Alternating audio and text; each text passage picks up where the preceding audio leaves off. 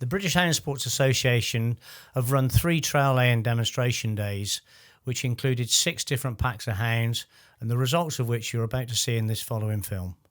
The sport of trail hunting is to recreate and mimic a traditional day's hunting as closely as possible.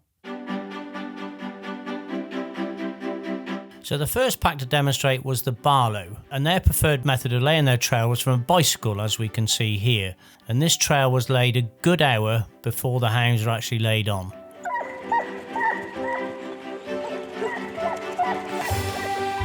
So our opponents often criticise us, in fact deem us irresponsible for laying trails through woodland, because they feel that wildlife could get up in front of the hounds. Where in reality, wildlife is on the move all the time, everywhere in the countryside. And the Barlow country is so heavily wooded, they have no choice but to lay their trails through the woodland. So here we are at the top of the hill.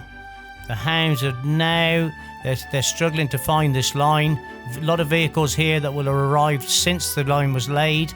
So the exhaust fumes have foiled the line and created what we call a check. So the hounds are now searching for where the line did go, and as you can see, they've now regained the line and they're streaming away across this open country on top of the hill. And you can imagine the excitement the riders would have trying to follow and keep up with these hounds in this wonderful countryside. So the second pack to demonstrate on day one was the Holcombe Harriers, the Harrier being a smaller type hound.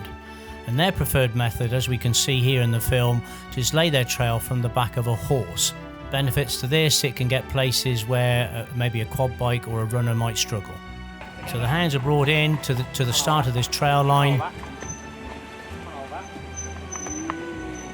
and they hit off the line and they're away in the direction that trail layer went. We can see the huntsman clearly and his assistant is whipper in, helping to keep the hounds together. So here we've got the trail layer has actually stopped the trail, crossed a minor road. So what's happened is we've got marshals on the road. They've waited for a break in the traffic, and the huntsman's been notified to bring the hounds across and lay them back on the other side of the road. And we can see them now, away they go, regain the line, having crossed that road. The other thing we need to be mindful of on any day is the wind can blow a trail off its course, and obviously that could blow it towards a road, so we need to be very, very mindful that is a possibility on a windy day. So the BHSA recognises that roads are getting busier, therefore all hunts are being advised to take much more care around roads and with road crossings. So the second of our trail laying demonstration days, the first up was the South Notts. They preferred to use a trail layer that's on foot, and this trail in particular was laid 2 hours in front of the hounds. We often get accused by those against us that they never see trails being laid. Well, they won't many times because they've been laid prior to the day starting. So here we see the trail layer getting towards the end of his trail. And what we see him do next is, right at the very end, he stops and he puts the lure into a plastic container with an airtight lid on, and off he goes. Therefore, the hounds won't be able to take the line any further than where he stopped. So many hunts use animal-based scent, predominantly fox-based scent for most, as opposed to chemical-based scents such as aniseed. They use this because they find that the cry of the hounds, the noise they make when they throw their tongues, is much stronger, and this enables the hounds to hear each other and push up together nice and tight, and it makes it much more manageable. And also they go at a pace that's a sensible pace, that we can actually see and observe the hounds hunting. So here we can see the huntsman trying to encourage the hounds to cover as much ground as possible to find the start of this trail. He will not know exactly where that trail started, as we're trying to reenact a traditional day's hunting. The other issue with aniseed is that actually aniseed sticks to the ground for a very long time. 2 issues here. Firstly, you couldn't go across the same piece of ground twice in a day because it would be too muddled and the hounds would be going all directions. And secondly, it could be picked up by any wild or domestic animal. So now we can see the hounds have actually hit this line off. They found the trail, they're running down towards the first hedge, which they'll need to determine at this hedge, whether the trail layer has gone through the hedge, gone left, or gone right. The huntsman sits back just to watch the hounds. They've tried to the left, they're now trying to the right. So the hounds are really trying to investigate and find out where this trail's gone. Now you can see the pace change, and they go through the open gateway and away across the middle of the field, and their cry increases, and you can see the hounds pushing tighter up together.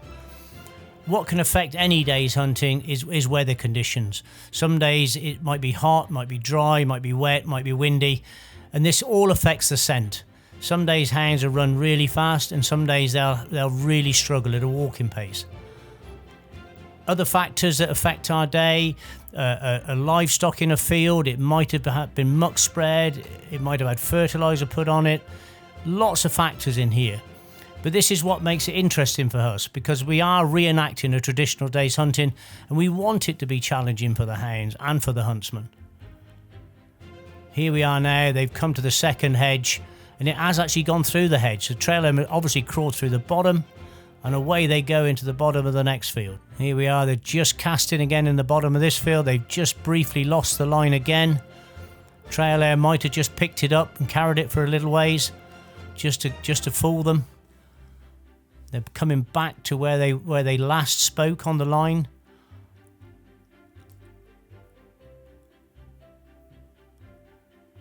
And there they are. So they'd overrun it, and it had gone through the hedge and then right-handed. And now they've hit the line off lovely.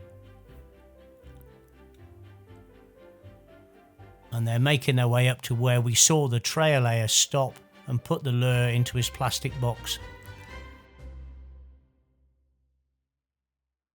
So the second pack up on day 2 to demonstrate was the Fernie. The Fernie's method to start of their trail laying is from a quad bike. And as you can see, the quad bike has just gone through some flood water. He's actually stopped, reapplied some scent to his lure, and made his way on again. Now here you see the quad bike pulling up. He's actually going to swap his lure with a rider. So the quad bike's now going to stop. The rider's going to take over, and he's going to continue this trail. This may be because farming interest won't have a quad bike on certain ground or won't have a horse on certain ground. So it's whatever the landowner requests. So the Fernie hounds are being brought down off the top of the hill to see if they can search and find the start of this trail.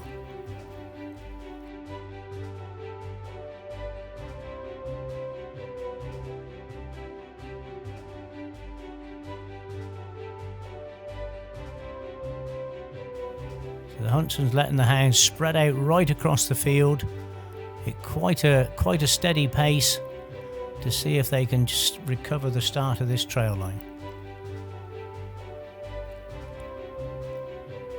So they come through the gateway and they're searching in the far field.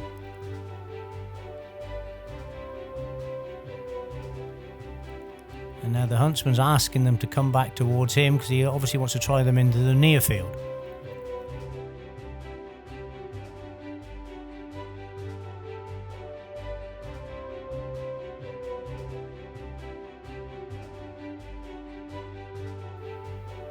And there we are, you can see the pace increase very quickly as they hit off the start of this trail.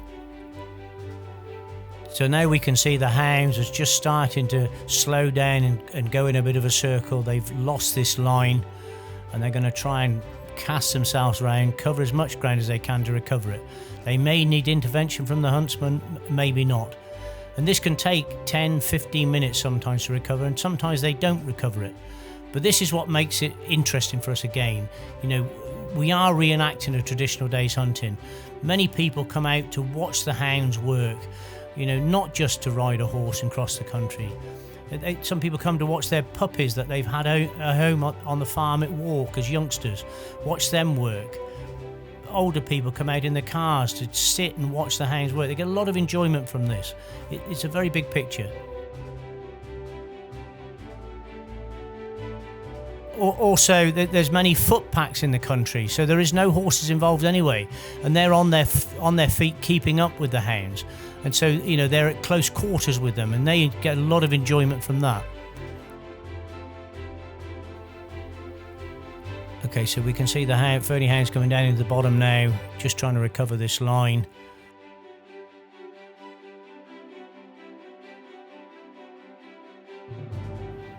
Now a number of hounds have jumped into the field on the right, and the huntsman's now coming down the track behind them. Sometimes in their enthusiasm, hounds go into fields they shouldn't really be in, and we try to minimise this. But here the huntsman's trying to encourage them on up the track as he feels the trail's been laid on through. So hounds are back, and sometimes hounds, if they're left a little bit left behind, they'll cut a corner off and maybe go across a piece of ground that they possibly shouldn't be on. But the minute they get off the track and back onto cleaner ground on a grass field here, away they go.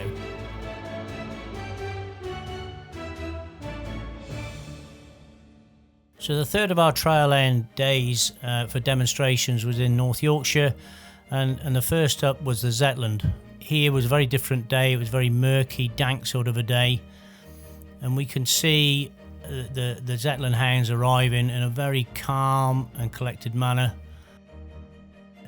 So the trailer here, he's going out across some arable ground, and this particular farmer is very happy for horses on his arable ground. Many wouldn't be, but some are quite happy. But there we are, we see him, and the hounds are already coming along the top hedge line, hunting very, very nicely, pushing up together. Huntsman's there with them. And as they come along this top hedge, what we'll see in a moment in the next field is actually a roe deer that gets up out of a hedge in the foreground, and it travels from left to right. You can just make it out. And this happens many times on a hunting day with mammals getting up in front. The hounds are hunting lovely. They could have deviated. They didn't. They stuck to the trail. But if anything had gone wrong and they'd have changed onto the line of that deer, the huntsman and his staff would have very quickly stopped the hounds, brought them back to where they should be. So trail hunting is a legal activity. It is not a loophole, and it is enjoyed by many, many people from many different walks of life. If anybody would like to know more about it, please contact the British Hound Sports Association. Details as shown.